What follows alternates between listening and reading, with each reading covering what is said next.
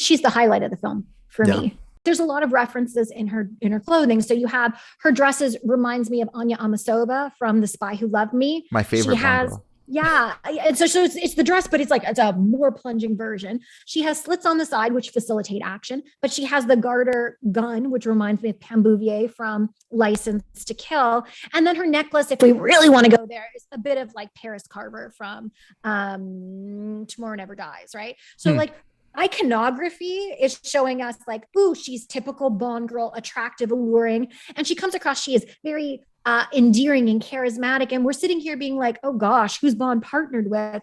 But what she does is she engages in what Marianne Doan has argued is a masquerade of femininity. And many women in action do this. Michelle Yeoh in Hong Kong action in her early films used to do this all the time.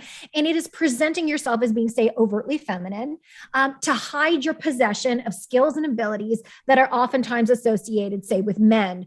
It could be violence, aggression, a skill set, even intelligence, and sort of playing off like, ha ha ha, I don't really know what's going on. Charlie's Angels did it all the time, like, ha ha ha, here we go. And then boom, when we're in serious heroic mode, we can kick your butt. And what I love about it is she comes in heels in that outfit, and she kicks butt. She runs out of ammunition and she's like, all right, screw it. And she's using the actual gun as like battering people like it's a bat. And she's kicking and jumping and rolling. And my favorite thing is when she's on the ground and it's an overhead shot and she's laying down and she takes the gun and kills 3 people just laying down. And I'm sitting here like, I've got chills. I'm like, this is what I want. This is what I wanted in action. And I guess then I contrast it with Lashana Lynch on the outside, literally just like shooting a gun. You know what I mean? Like not engaging in the same way. And I'm just like, this is what I want. And what I also feel as though her partnership did was it gave me the Daniel Craig version of James Bond as a Roger Moore and Pierce Brosnan loving person. It gave me finally an articulation of what I wanted to see because he was light, he was bright, he was partnering with an engaging woman on screen. You can tell the friendship that he and Ana de Armas have. They're great together on screen, and it doesn't have to be sexual in nature. And he wasn't weighed down by family drama or trauma. He was just, for me, for a moment, the Bond that I always wanted him to. Bond just going on a mission and completing a mission because he had to. And to me, all of that, even with Lashana Lynch coming in and having there be like, we're all on this racing to the spot, getting each other's way. I love the conflict that they were utilizing. And I felt that she just brought lightness and brightness in a way that many of the other, it's a heavy film, right? There's always a lot going on. She brought in lightness and brightness. And I was like, okay, here is the sunshine right here. Yeah. You needed that Cuba scene or else the movie would have been so bleak. But no, I love that you said that. And I'll kind of wrap up on one note, because I think this is my biggest issue with the movie. I'll get to it in a second.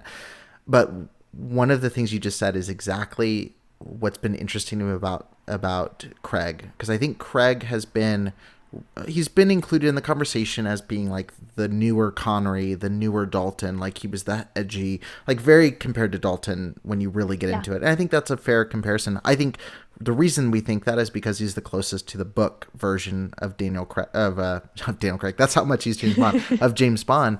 But in Craig's films, I've been arguing. I argued it in Skyfall and Spectre that his arc was going from kind of like the Dalton in a lot of ways to become much more Roger Moore. I think the closest Brosnan gets compared to this in Die Another Day. I think Brosnan's just Brosnan in all of them.